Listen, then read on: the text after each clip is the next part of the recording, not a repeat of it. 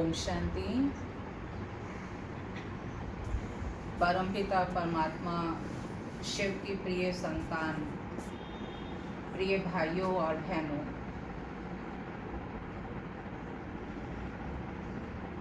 आज हम सभी इकट्ठे हुए हैं विशेष शांति सभा में आत्माओं को शांति का सहयोग देने के लिए।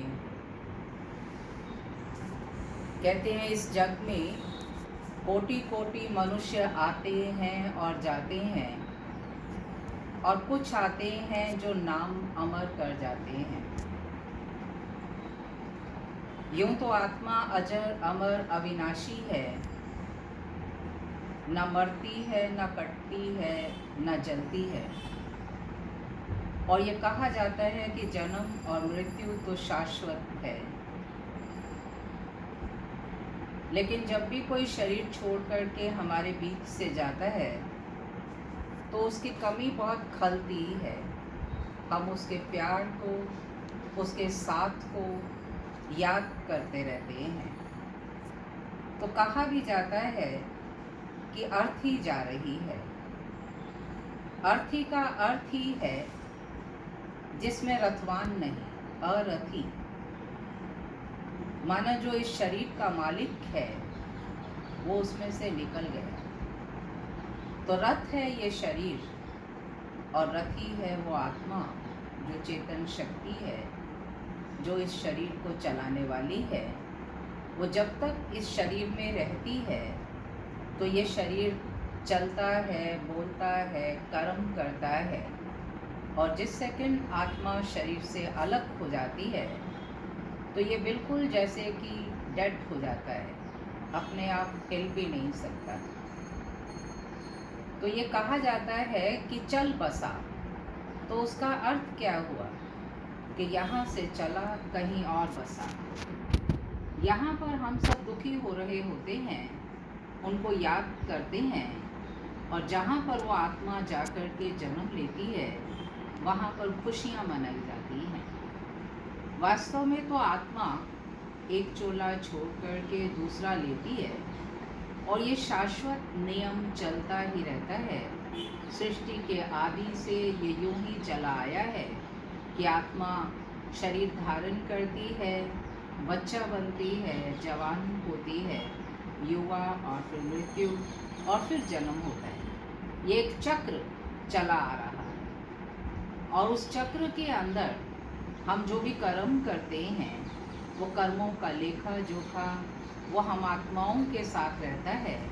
वो हमारे संस्कार अगले जन्म में भी हमारे साथ चलते हैं। इसलिए कहा जाता है कि मुट्ठी बांध कर आते हैं और हाथ खोल कर चले जाते हैं। तो मुट्ठी बांध के आए माना अपने भाग्य को अपने साथ में लेके आते हैं। जो कुछ भी पिछले जन्म में हमने कमाया कहेंगे, या जमा किया, या जो कोई अच्छे कर्म किए, पुण्य कर्म किए, वो हम साथ ले आते हैं। और जो कुछ भी हमारे पाप कर्म होते हैं वो भी आत्मा के अंदर रिकॉर्डेड होते हैं, और उनके अनुसार ही हमारा जीवन चलता है। इसलिए कहते हैं कि बिना किए ना कोई फल मिलता, और किया व्यर्थ ना जाए। तो हर आत्मा को अपने कर्म का फल भोगना ही पड़ता है, इस जन्म में या अगले जन्म में। कई बार मनुष्य के पुण्य कर्म बहुत होते हैं तो तत्काल उसको कुछ कर्मों का फल नहीं मिलता, लेकिन कुछ समय के बाद मिलता है या अगले जन्म में मिलता है। तो बहुत से लोगों के ये प्रश्न उठते हैं कि जो लोग दूसरों को दुख देते हैं, पाप करते हैं, भ्रष्टाचार कर रहे हैं, वो तो बहुत सुखी हैं, और जो बहुत ईमानदार हैं, सच्चे हैं, जीवन में आराम से चलते हैं, उनको बहुत दुख भोगने पड़ते हैं। तो वास्तव में ये सिर्फ हमारी आँख का ही धोखा कहेंगे, क्योंकि कर्म तो निश्चित है और कर्म का फल भी निश्चित है। कहते हैं कि धृतराष्ट्र अंधे थे तो उनको बहुत दुख होता था कि मेरे साथ ऐसा क्यों हुआ, मैं अंधा क्यों पैदा हुआ। राजा तो बना लेकिन अंधा। तो एक बार उन्होंने भगवान से कहा, प्रार्थना की और उनसे पूछा कि मेरे कौन से ऐसे कर्म हैं जो मुझे इस जन्म में ये ऐसा अंधा जीवन प्राप्त हुआ है, जो मैं राज्य करते हुए भी देख नहीं सकता, देखने की खुशी हासिल नहीं कर सकता। तो कहते हैं श्री कृष्ण जी ने उसके पिछले जीवन का, जन्मों का अवलोकन किया और कई जन्मों को देखने के बाद उन्होंने ध्यान में जब वो बैठे तो उसके बाद उन्होंने बताया कि तुम्हारे पिछले 7वें जन्म में एक बार तुम छोटे बच्चे थे और बचपन में कहेंगे अनजान थे या कैसे, या खेल खेल में तुमने एक स्थान पर बहुत चींटियाँ थी और उनके ऊपर नमक छिड़क दिया था और वो सब अंधी हो गई थी, जिसके कर्म का फल उस समय तो तुम्हारे पुण्य अधिक थे तो उस समय नहीं मिल पाया तत्काल, लेकिन इस जन्म में जब तुम्हारे पुण्य क्षीण हुए तो तुम्हें उसका फल मिला। तो इसी प्रकार से कई कर्म हैं, अनेकों कर्म हम भोगते हैं, करते भी रहते हैं शरीर के द्वारा, जाने अनजाने हमारे से बहुत भूलें होती हैं और उसके ऊपर हमारा अटेंशन नहीं होता, लेकिन उसका फल ज़रूर भोगना पड़ता है। तो कहा जाता है कि आत्मा कर्म करने के लिए स्वतंत्र है और कर्म का फल भोगने के लिए भी स्वतंत्र है। तो जीवन में जो भी कर्म करें, हमें श्रेष्ठ कर्म करने हैं, दूसरों का भला करना है, कल्याण करना है, किसी को भी दुख नहीं देना, अपशब्द नहीं बोलना। ये शिक्षाएं हमें बचपन से ही माँ बाप से कहें, हमारे शिक्षकों से, गुरुओं से ये शिक्षा मिलती रहती है। लेकिन इसके बावजूद भी आत्मा जब 5 विकारों के वशीभूत हो जाती है, काम, क्रोध, लोभ, मोह, अहंकार, तो उसको ये स्मृति नहीं रहती और इस कारण से वो कभी क्रोध के वश कुछ ना कुछ अपशब्द बोल लेती है, उसका व्यवहार खराब हो जाता है, या किन्हीं आत्माओं के साथ वो ठीक व्यवहार नहीं करती, या कहेंगे कि कोई पाप कर्म कर लेती है। अहंकार के वश भी इंसान से बहुत भूलें होती हैं। अब भूल तो आपने कर ली और उसका पश्चाताप भी कर लिया, लेकिन कर्म का फल ज़रूर मिलता है। इसलिए कहते हैं कि अंत मति सो गति, कि अंत काल में जिसकी स्मृति होगी वैसी ही गति होगी। उसका अर्थ ये है कि अगर जब आप आत्मा शरीर से अलग होती है उस समय उसको कुछ स्मृतियाँ रहती हैं। अगर बच्चों में मोह है, बच्चों की याद में वो शरीर छोड़ती है, या धन दौलत के अंदर किसी का मोह होता है और उस स्मृति में वो शरीर छोड़ती है, या किसी और चीज़ में किसी ने कोई चीज़ संभाल करके रख ली और किसी को बताया नहीं और अंत घड़ी उसके मन में वो खा रही है कि वो किसी को मालूम ही नहीं वो किस काम आएगी, कहीं ऐसे ही ना रह जाए, और वो बताना भी नहीं चाह रहे, अब बताना भी ज़रूरी है, तो कई बार वो बिना बताए भी शरीर छोड़ के चली जाती है आत्मा, तो उसके मन के अंदर वो बात रह जाती है। तो ऐसी बहुत सारी बातें होती हैं, लेकिन ये कहा जाता है कि जो भी आत्मा शरीर छोड़ती है तो वो अपने ही परिवार के अंदर दोबारा नज़दीक में ही फिर से जन्म ले लेती है। दादा ही पोता और पोता ही दादा बनता है, क्योंकि कर्म जो है वो उसी परिवार के साथ जुड़े हुए होते हैं, वहीं उसकी धन दौलत है, वहीं उसका संबंध है, तो वो ऐसा उनके साथ जुड़ा हुआ होता है कि वो बार बार उसी परिवार के अंदर जन्म लेता है। और ये तो आपने सुना हुआ ही होगा कि 7 जन्म का फेरा होता है। तो 7 जन्म तो बहुत से व्यक्ति इकट्ठे रहते ही हैं एक परिवार के अंदर, लेकिन अगर मन में मतभेद हो जाएं, कोई किसी कारण से अलग होना चाहे, तो फिर दूसरे परिवार में भी जिसको पसंद करेंगे उसमें भी आत्मा चली जाती है। तो मुख्य बात हमारी ये है कि हमें जिस भी आत्मा के प्रति हम श्रद्धांजलि अर्पण करते हैं तो हम चाहते हैं कि उस आत्मा को शांति प्रदान करें। तो सभी आत्माएं यूँ तो शांत स्वरूप है, शांति के सागर परमात्मा की संतान हैं, लेकिन जब सभी मिलकर के किसी आत्मा को शांति का दान देते हैं तो वह आत्मा को शांति की वाइब्रेशंस पहुंचती हैं। तो आज हम सभी इकट्ठे हुए हैं प्रेम नैयर माता जी की श्रद्धांजलि सभा में। तो उस आत्मा को हम सभी मिल कर के सभी शांति दान देंगे। कुछ समय के लिए हम इकट्ठे शांति में बैठेंगे और उन आत्मा का आवाहन करते हुए उनको शांति दान देंगे। परमात्मा की स्मृति में रह करके हम परमात्मा को याद भी करेंगे और स्वयं भी शांत रहेंगे और शांति के सागर से शांति की वाइब्रेशन लेकर के उस आत्मा को भी देंगे। तो अभी हम कुछ समय के लिए मेडिटेशन में बैठते हैं। आप सभी हल्के होकर के रिफ्रेश होकर आंखें खोलकर अपने ध्यान को एकाग्र करें। मैं आपको कुछ विचार दूंगी, इनको अपने मन के अंदर चिंतन करें। मैं एक चमकती हुई मणि आत्मा हूँ।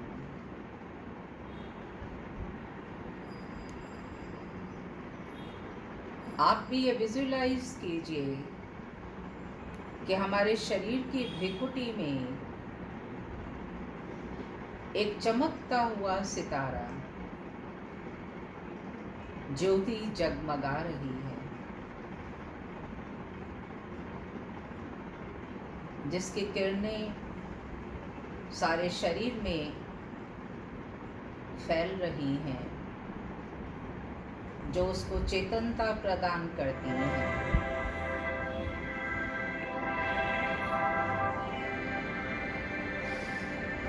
और उस आत्मा की लाइट की किरणें चारों ओर फैल रही हैं। मुझ आत्मा से निकलकर इस कमरे में और अन्य आत्माओं तक भी जा रही हैं और उस आत्मा तक भी जा रही हैं जो कि हमारी बहुत स्नेही ममतामयी माता जी हैं।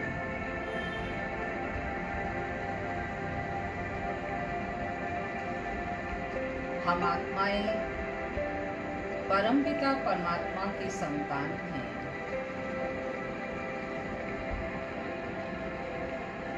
परमात्मा शांति के सागर,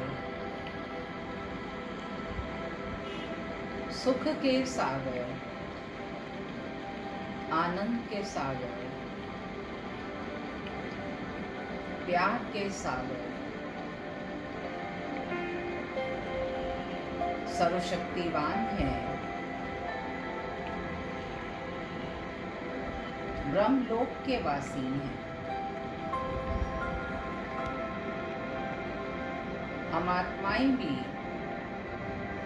ब्रह्मलोक से इस सृष्टि में खेल खेलने के लिए आई हैं।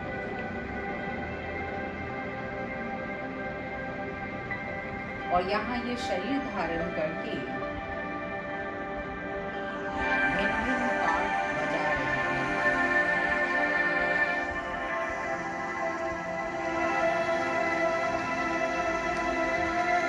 सर्वशक्तिवान परमपिता परमात्मा की शक्ति की किरण हम आत्माओं पर पड़ रही है।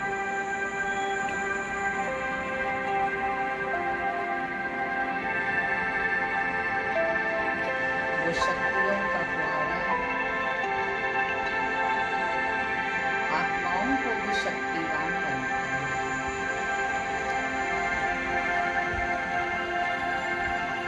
सुप्रीम अथॉरिटी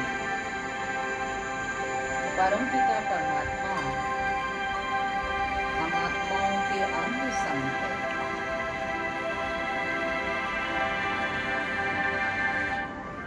हम आत्माओं में रूहानी शक्ति, शांति भरा, परमात्मा से शांति और शक्ति को मैं आत्मा प्राप्त करके वो वाइब्रेशन चारों ओर फैला है। मन और बुद्धि के द्वारा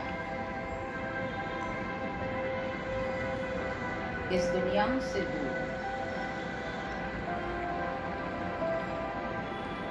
हम चलते हैं अपने परम पिता परमात्मा के पास।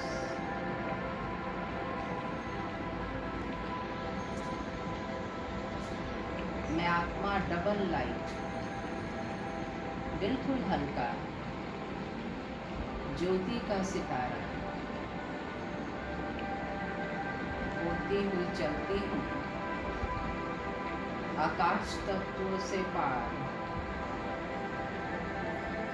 चांद सितारों से पार।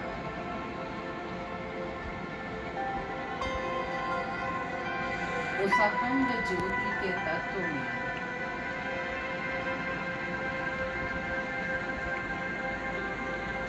जहाँ परमात्मा पिता परम ज्योति और हम आत्माओं का निवास स्थान है।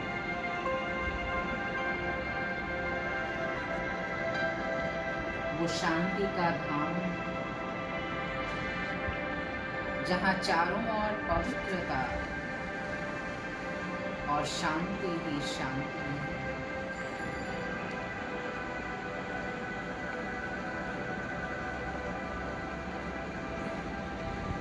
उस ज्योति के धाम में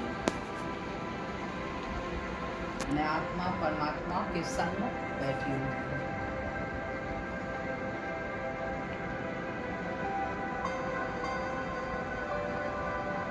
अथाह शांति का अनुभव कर रही हूँ।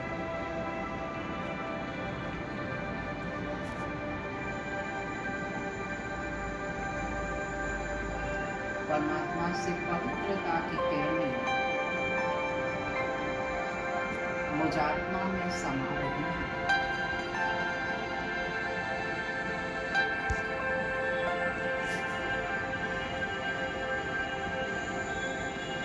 परमात्मा से शांति और शक्ति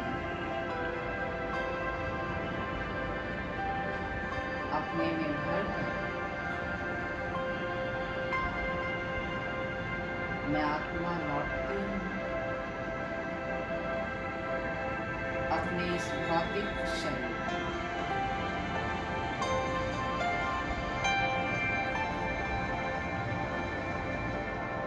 शांति के वाइब्रेशन फैलाते हुए मैं शांत स्वरूप आत्मा भ्रिकुटी में स्थित हूँ।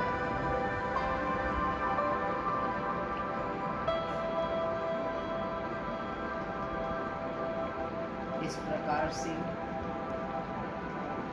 आप दिन में एक दो बार ये शांति का अभ्यास करते हुए स्वयं में भी शांति का अनुभव कर सकते हैं और अन्य आत्माओं को भी शांति के वाइब्रेशंस दे सकते हैं। जिस भी स्थान पर आप रहते हैं, अपने घर में, अपने ऑफिस में, जहाँ पर भी बैठे हैं, 5 मिनट भी ये शांति का अभ्यास करते हुए शांति की वाइब्रेशंस फैलाते हुए सारे वातावरण को शांत और पवित्र बना सकते हैं। यह हमारी एक ड्यूटी भी है कि हम स्वयं भी शांत रहें और शांति की वाइब्रेशन चारों ओर फैलाते रहें, क्योंकि आज हर एक व्यक्ति को शांति की परम आवश्यकता है। चाहे कोई छोटा बच्चा है, बड़ा या बूढ़ा है, लेकिन सबको शांति चाहिए और शांति जीते जी ही चाहिए, क्योंकि जीते जी ही अनेक समस्याओं का, अनेक बातों का हमें सामना करना पड़ता है। जो भी परिस्थितियां हैं वो जीते व्यक्ति के सामने आती हैं। जो चला गया उसको तो कहते हैं वो शांत हो गया। तो वो तो है ही शांत, लेकिन हम शांति अपने अंदर भर के अपने जीवन को भी शांत बनाते हैं। तो इस मेडिटेशन की सबको परम आवश्यकता है, जो आप अपने घर के अंदर भी आप ये अभ्यास कर सकते हैं। तो केवल किसी के जाने पर ही हम शांति दान ना दें या उस समय शांत रहने का अभ्यास ना करें, बल्कि सारा ही जीवन हमें शांति का अभ्यास करने की आवश्यकता है। कहते हैं कि जब कोई व्यक्ति शरीर छोड़ता है तो उनके गुणों का ही आकलन किया जाता है। सब उसके महिमा करते हैं कि बहुत अच्छा था, इसमें ये गुण थे, वो संस्कार थे, बहुत प्रेमी स्नेही था। लेकिन जब तक वो जीता है तो उसके गुणों पर नहीं, बुराइयों पर ही ध्यान जाता है। अगर हम इसको रिवर्स कर लें कि जीते जी भी हम उनके गुणों को देखें और बुराइयों को ना देखें, तो क्या होगा कि हमारे जीवन में भी शांति रहेगी और सबके जीवन में खुशी और शांति बनी रहेगी। तो खुशी और शांति ये हमारे हाथ में है। हम जब चाहें, जितना समय चाहें, उतना समय हम शांत रह सकते हैं। तो परमात्मा ने ये शांति का मंत्र हम आत्माओं को दिया है, ओम शांति। ओम शांति ये एक महामंत्र है जिसका अर्थ ही है कि मैं आत्मा शांत स्वरूप। तो हमें स्वयं भी शांत रहना है और वातावरण को भी शांत बनाना है। इन्हीं शब्दों के साथ हम दिवंगत आत्मा को शांति की श्रद्धांजलि, बहुत स्नेह और हृदय की शुभकामनाओं के साथ अर्पित करते हुए इस अपनी वाणी को विराम देते हैं। ओम शांति।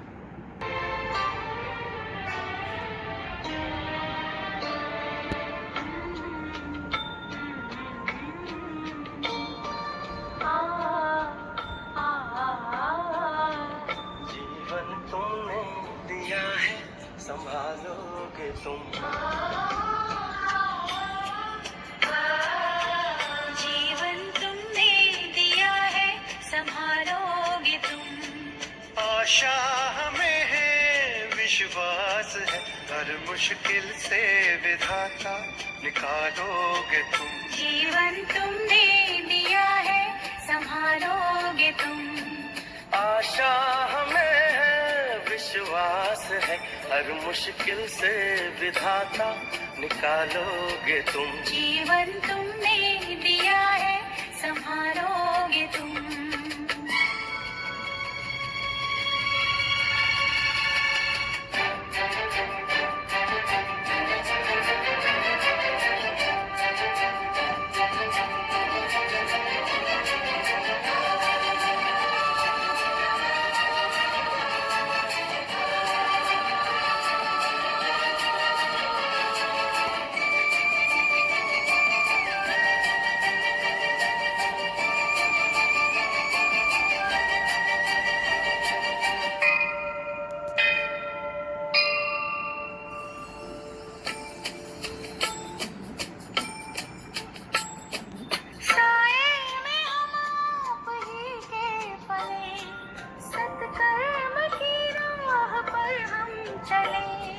सारे जहां की भलाई करें, हम ना किसी की बुराई करें। इस दुनिया के दुखों से बचा लोगे तुम। इस दुनिया के दुखों से बचा लोगे तुम। आशा हमें है, विश्वास है, हर मुश्किल से विधाता निकालोगे तुम। जीवन तुमने दिया है, संभालोगे तुम।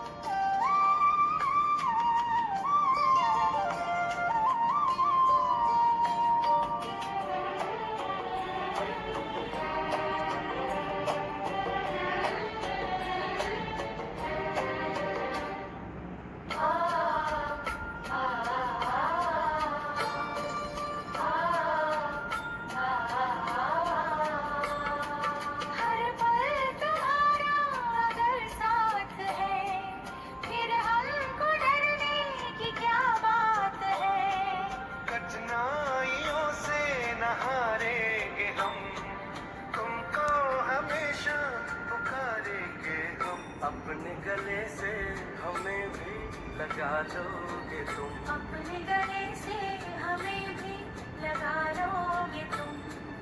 आशा हमें है, विश्वास है, हर मुश्किल से विधाता निकालोगे तुम। जीवन तुमने दिया है, संभालोगे तुम।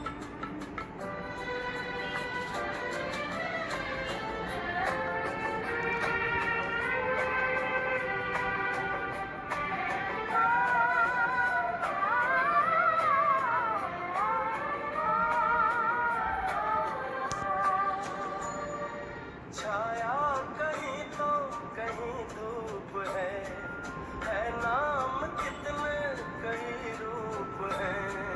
हर शय में तुम हो समाए हुए, हम सब तुम्हारे बनाए हुए।